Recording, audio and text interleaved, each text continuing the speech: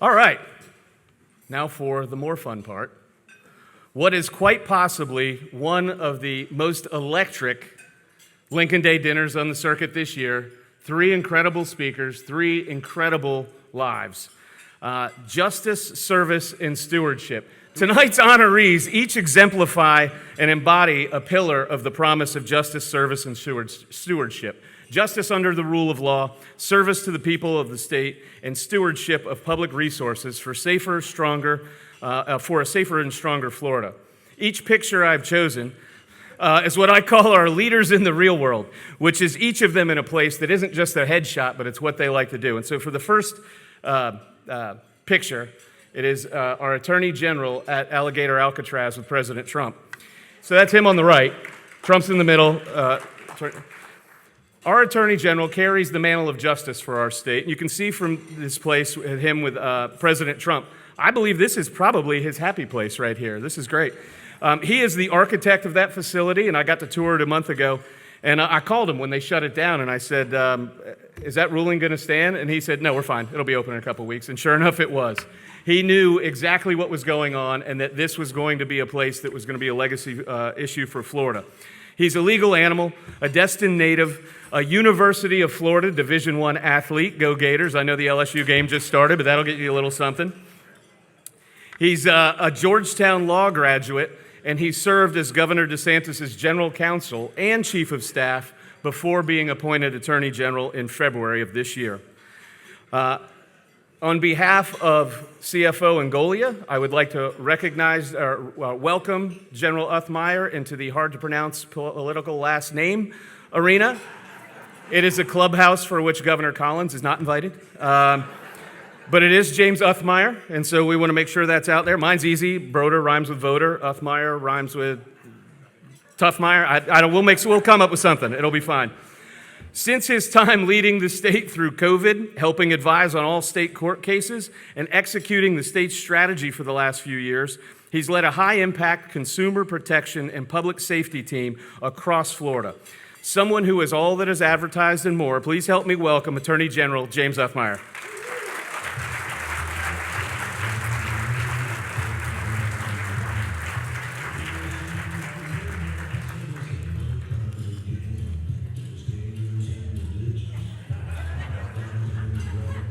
I can't hear it. I don't know if you're making fun of me with the song or not. I can't tell.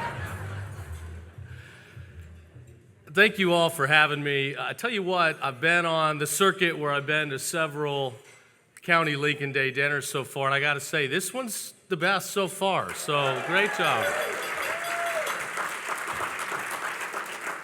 Great crowd, great energy, and I want to thank you as leaders in the grassroots for turning Florida into the red free state of Florida.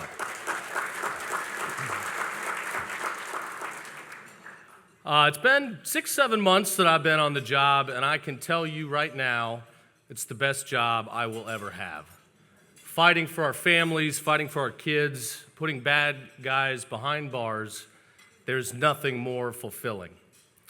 When I took the oath of office back in February, I promised to the people of Florida, I promised to you, that I would live life every day following a verse that I turn to every morning. From Proverbs, there's no greater sacrifice to the Lord than to do what is right and just. And inscribed in Latin on the new seal we rolled out is that very phrase. Do what is right and just. We need public figures that are going to fight for truth. Fight for truth the way Charlie fought for truth.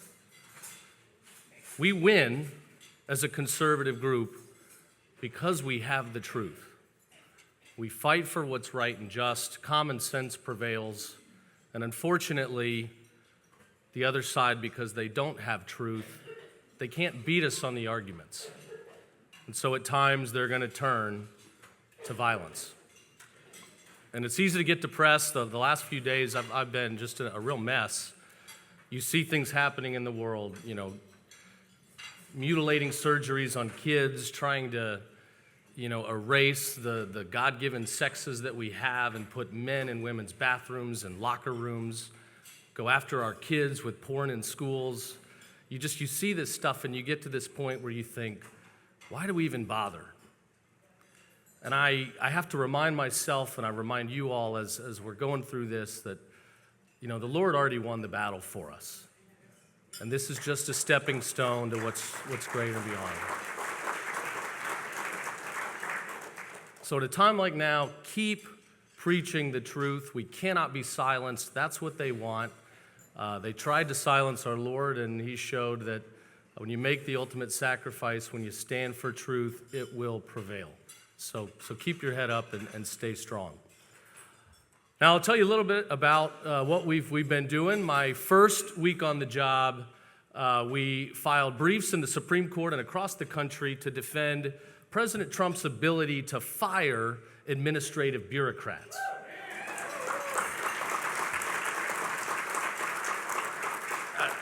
I'm a law professor at UF, and one of my pet peeves is, over the years, the courts have put limitations on the president's ability to just fire executive branch officials. And when you read the Constitution, and I do it every day, the words are very clear. The executive power shall be with the president. Not some of it, not a little bit of it, not whatever some activist Obama judge wants to grant. It is the executive power shall be with the president. And people that run businesses in here know if you can't fire employees that are poor performing or don't agree with your vision, you are not going to be successful. So thankfully, we have been successful in court.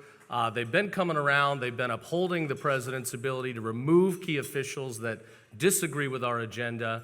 And I'll tell you, I was in D.C. just recently, and I was going by the State Department. I was watching. Literally, they made a spectacle. The news cameras were all there as people rolled out of the building with their brown boxes, crying. They lost their job or they didn't want to, have to go back to the office from working remote. And it was incredible. I thought this could not get any better. Taxpayer dollars are literally being saved by the minute. And then it started pouring, and I was like, thank you, Jesus. This is amazing.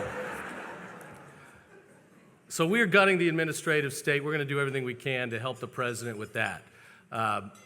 Less IRS auditors, but we need more ICE agents. Absolutely. So in Florida, we've been leading on immigration enforcement.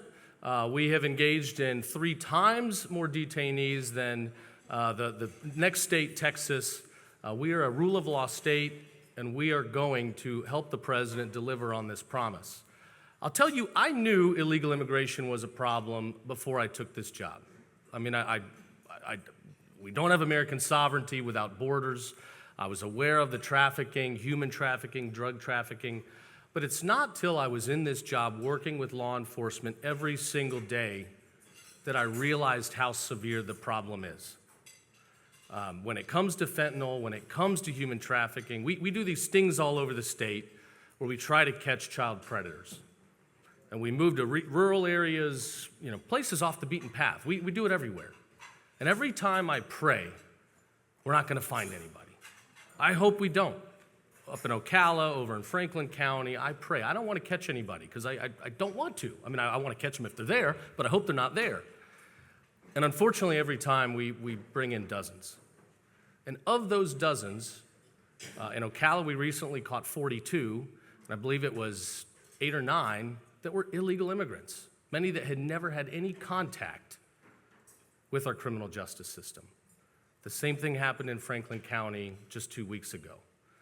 We continue. I just secured a conviction against somebody that was here illegally that had brutally sexually assaulted a young girl and then called his buddies to do so too.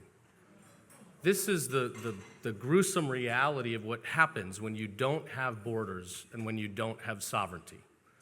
So when you see the left, the Democrats, the press down there at Alligator Alcatraz, and we'll get to that in a minute, and they're crying out there. They can't cry at the fence because they don't even know how to get there. That's the beauty of it.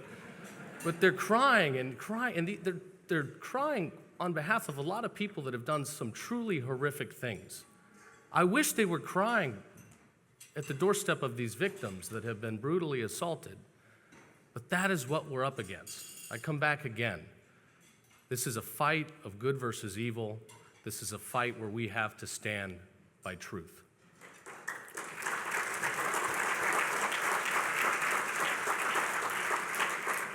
So our office got a call couple months ago, and it kind of made us laugh at first, and then we realized we might be onto something. This woman called, and she said, she had this ex-boyfriend, and he'd mistreated her, and he was an illegal immigrant. And she gave us all of his information.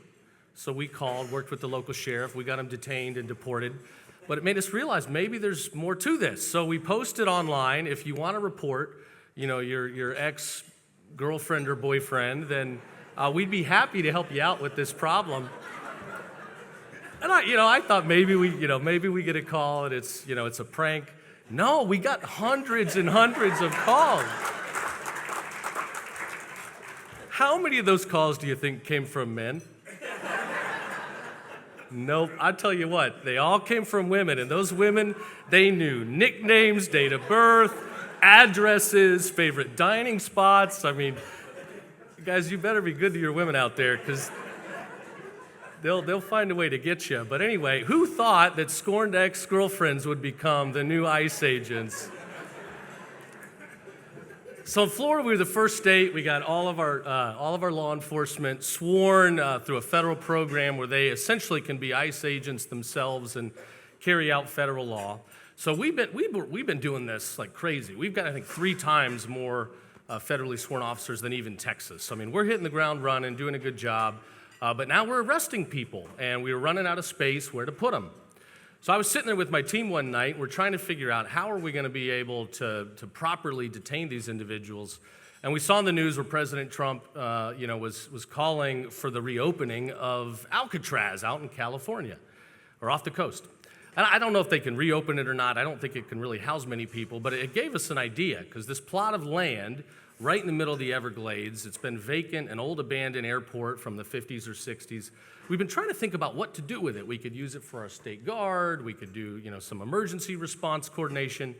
But when I saw that idea, I thought to myself, this is a really great opportunity. We have our own Alcatraz, 30 square miles, already has an 11,000-foot runway, completely surrounded by the swamp. I mean, if you get out of there, there is nowhere to go, nowhere to hide. So we pitched this idea. The federal government, the White House, they loved it. Of course, Governor DeSantis, he continues to set the bar even higher. He builds a bridge in 3 days. He's going to build Alligator Alcatraz in 7. So we get it up and running. The president comes down for the grand opening. Thousands of illegals that get put there. The worst of the worst, people that are on final orders, so that's their last stop before they get deported. And we knew the left would come at us. We knew they'd want to stand in our way. We knew they would bring sham lawsuits, environmental concerns for health and safety. A bunch of the Democrats wanted to take a tour of this place. And so we let them. We're transparent. It's an air-conditioned facility, which most of our jails are not. Doesn't have to be. The staff and the detainees eat the same food. There's medical staff on site. There's attorneys there. They're getting everything they need, believe me. But these Democrats come in, they actually brought thermometers, and they were putting them up next to the lights, trying to get a false high reading so that they could tell the press how barbaric this is. They filed in their legal documents that it's so hostile that people have to go to the restroom in the same room where they brush their teeth, which is literally what I did at the hotel this morning. I mean, that's like a modern-day restroom. So they're going to go through any means necessary, to create hysteria and to fight what we're doing, and we've just got to stay strong, buckle down, and do the Lord's work. I'll tell you. Oh, go ahead. Hey, thank you.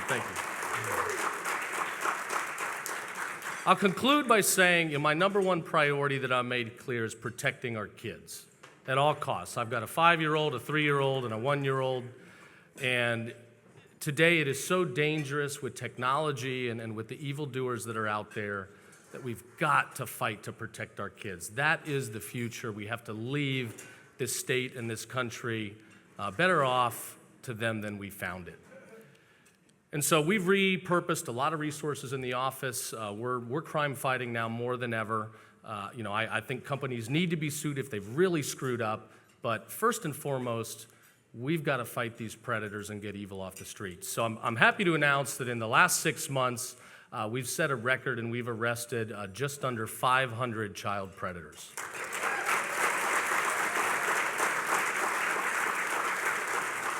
And perhaps even more impressive to our great law enforcement, we have rescued almost 90 children that were reported missing before.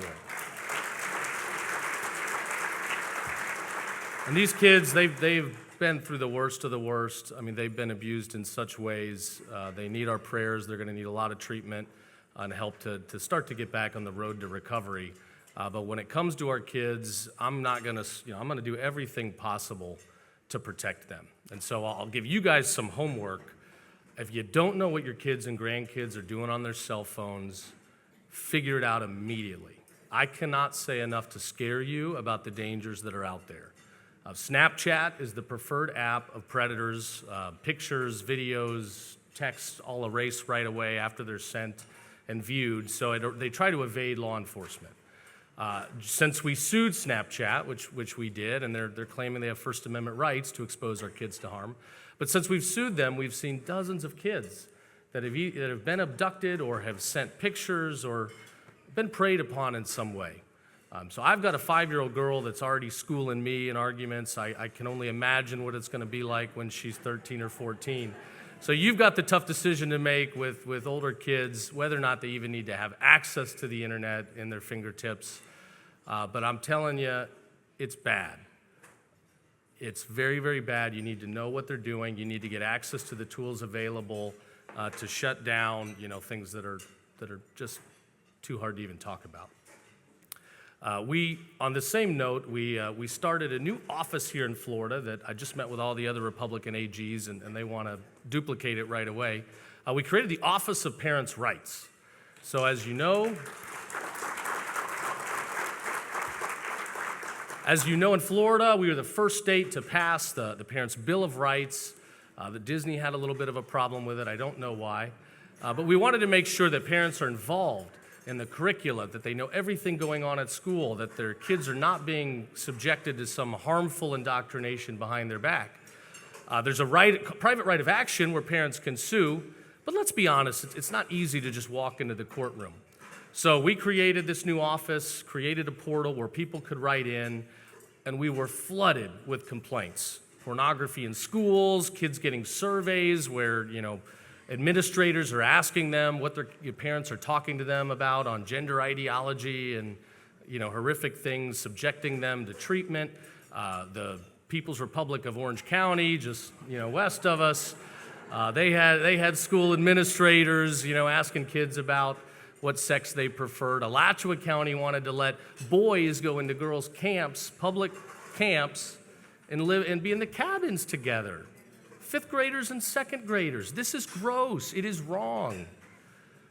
So we've been fighting back every legal action we have pursued so far. We have been victorious, and we are going to continue to fight that good fight.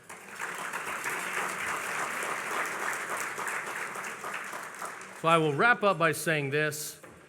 As long as I'm AG, I'm going to be tough on crime. I'm going to put criminals away for as long as possible.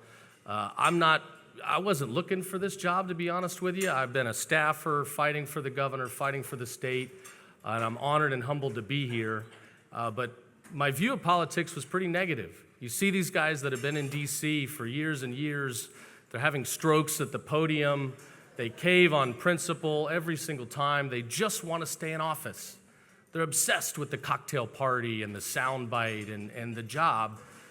I'm just trying to get to the back porch. I want to be with my kids. I want to put criminals away for as long as possible, and if that's what you like, please vote for me next year.